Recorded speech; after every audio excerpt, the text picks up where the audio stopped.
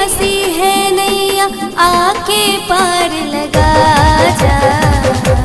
मेरी शेरा वाली ओ मेरी मेहरा वाली, मेरी शेरा वाली ओ मेरी मेहरा वाली।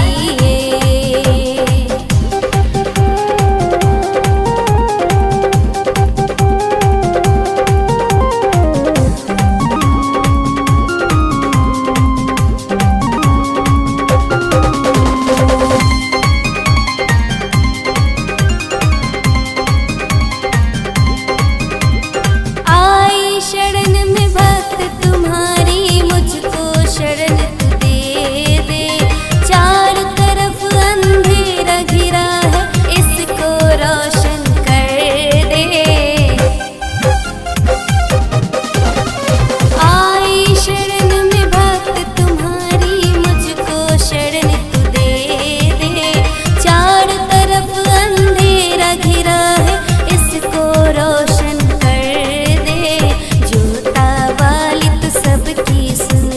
मेरी बिगड़ी बना जा। जोता वाली तो सबकी सुनती मेरी बिगड़ी बना जा।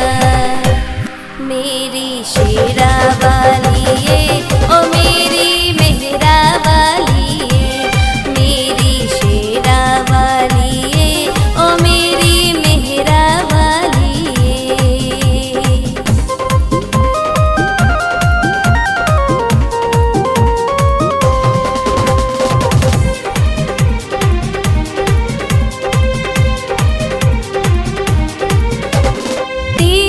दर्शन को माँ मेरे नैना तरस रहे हैं।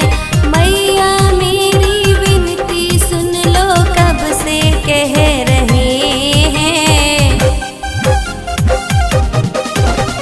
तेरे दर्शन को माँ मेरे नैना तरस रहे हैं।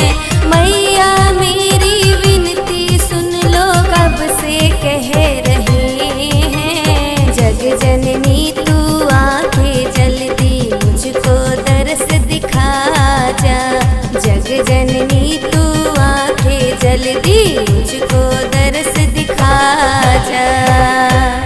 मेरी शेरा वाली